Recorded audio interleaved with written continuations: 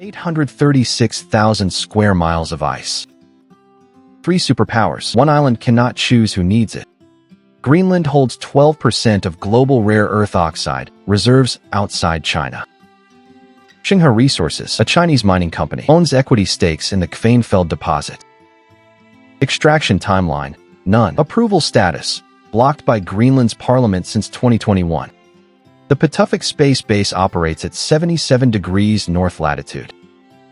The 12th Space Warning Squadron tracks ballistic missile trajectories across polar regions 24 hours per day.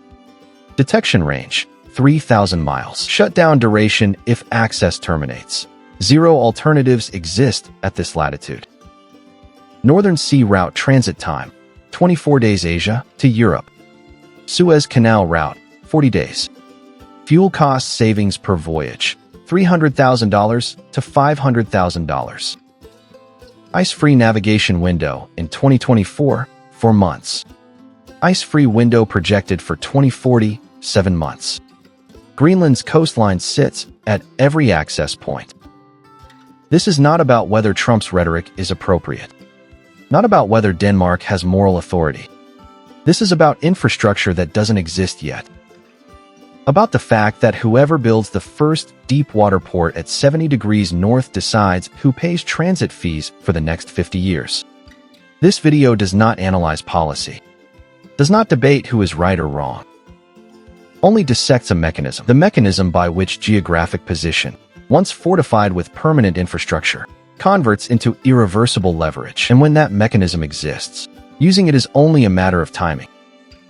When $600 million per year can be cut with a single budget vote. When 57,000 people depend on that transfer to operate hospitals and schools. Sovereignty is not a constitutional concept.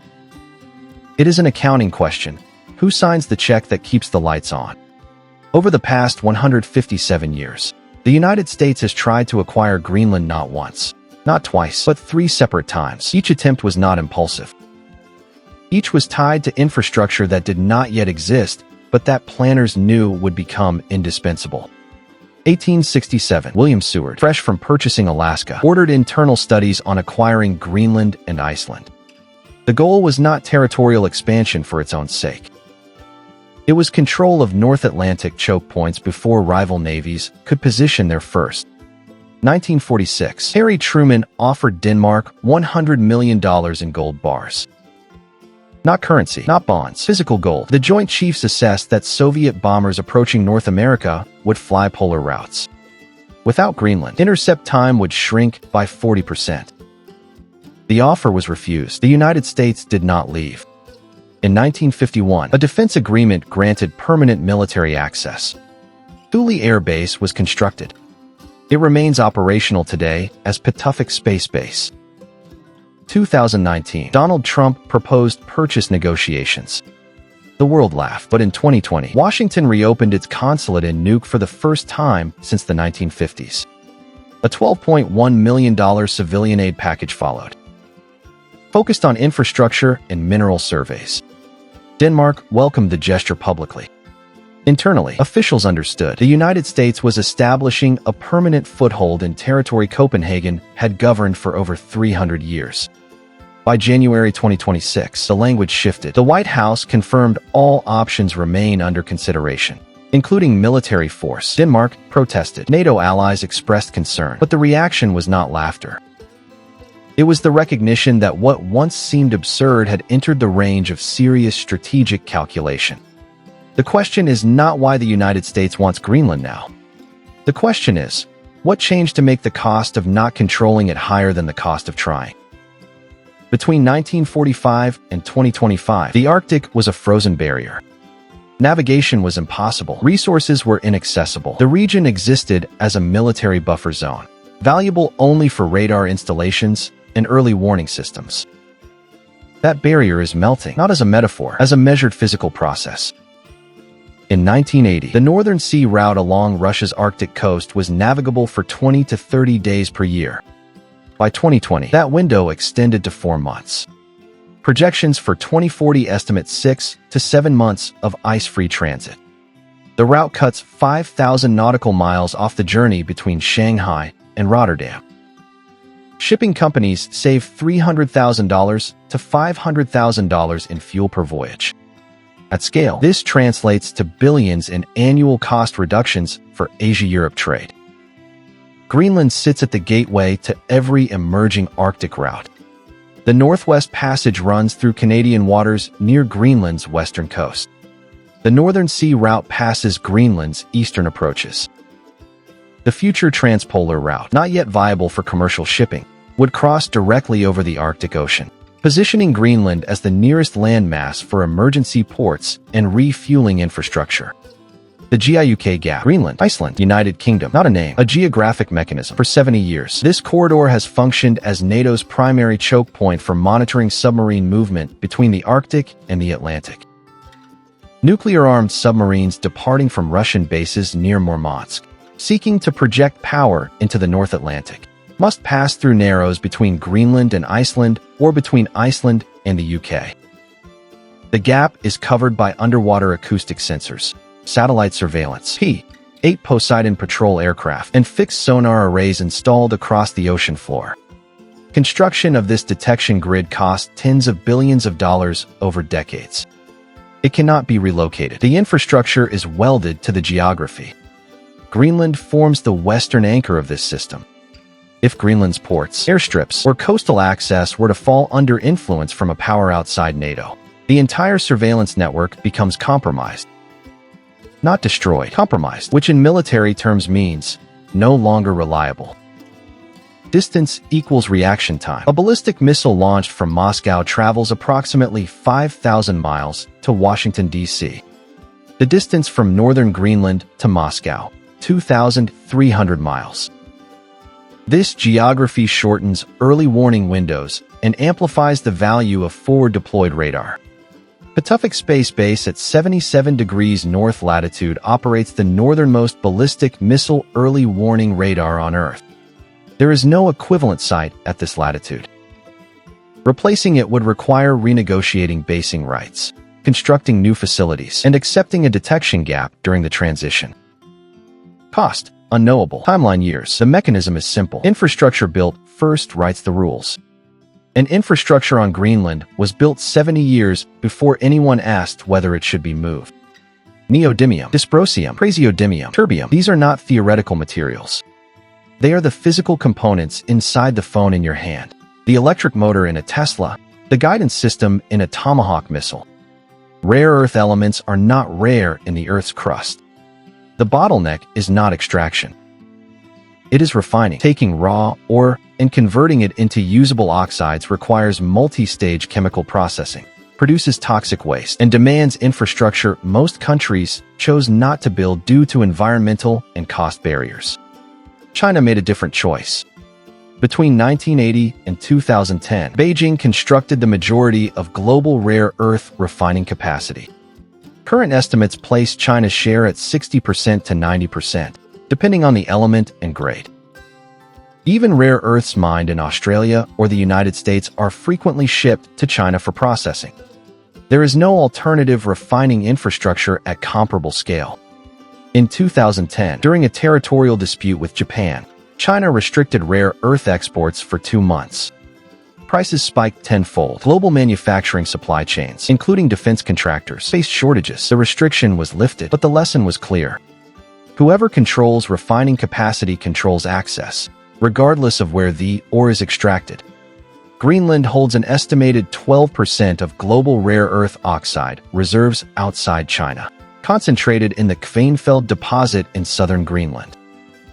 Geological surveys estimate the site contains over 1 billion metric tons of ore, including significant concentrations of neodymium and dysprosium, both critical for high-performance magnets used in wind turbines, electric vehicles, and missile guidance systems. In 2016, Greenland Minerals, an Australian company, advanced development plans for Kvanefjeld.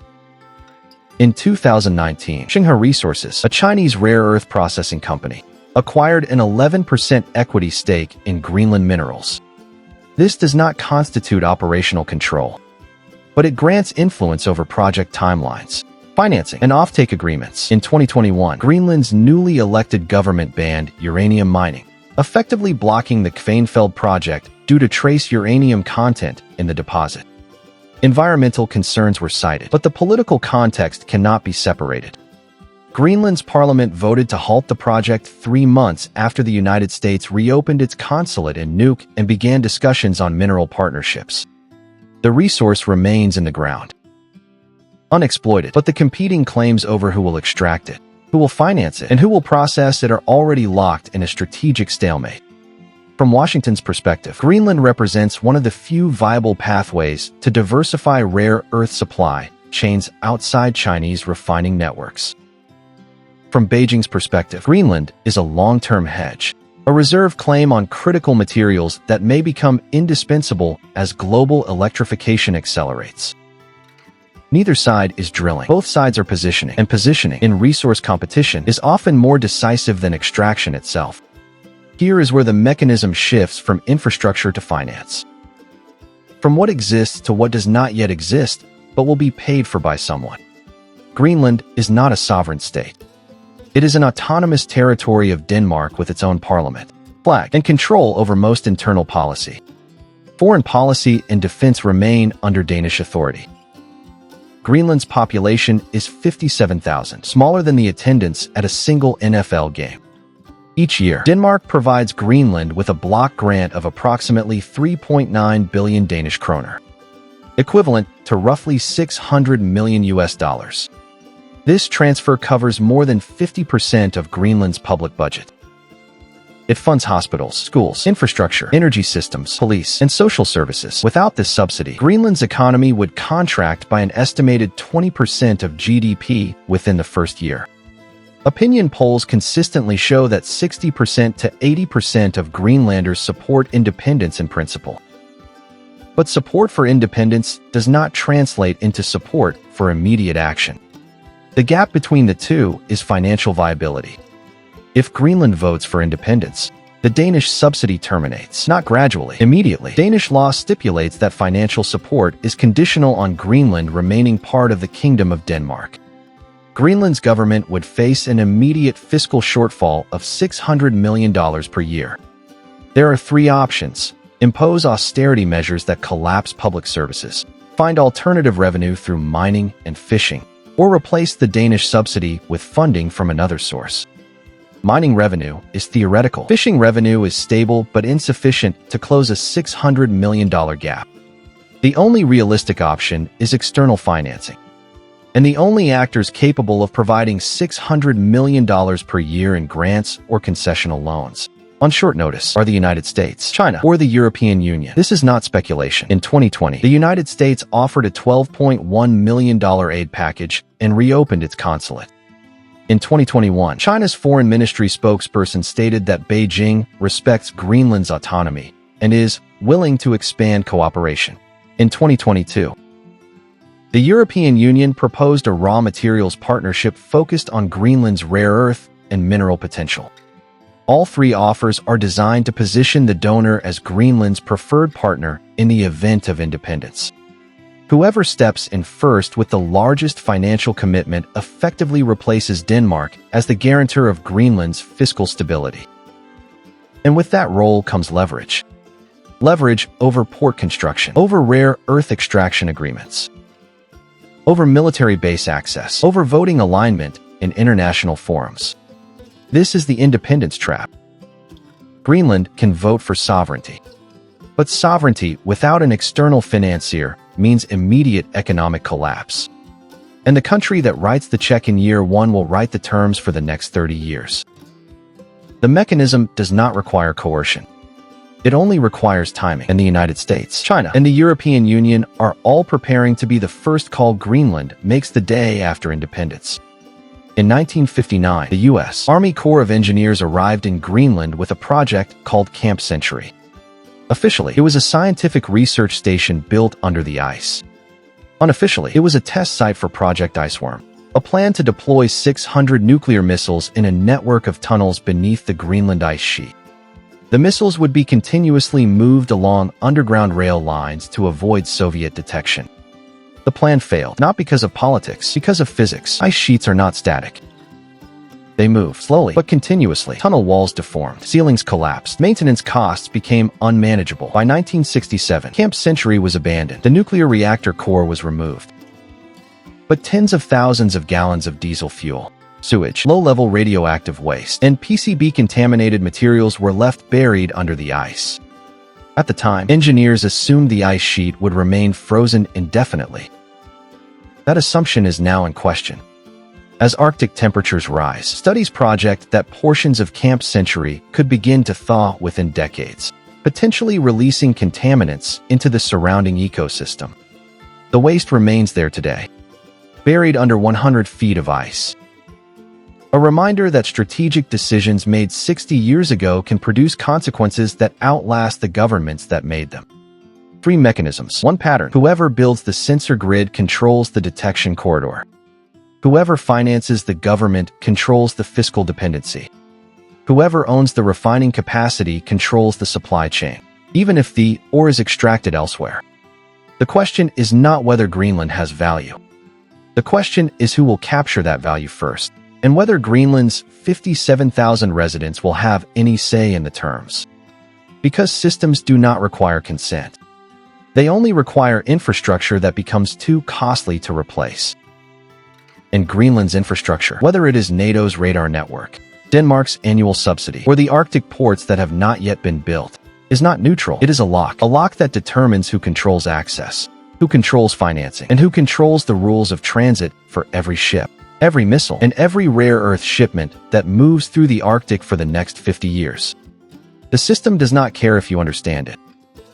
It continues to operate. The only question, do you want to see it, or continue to be shaped by it? The global lens.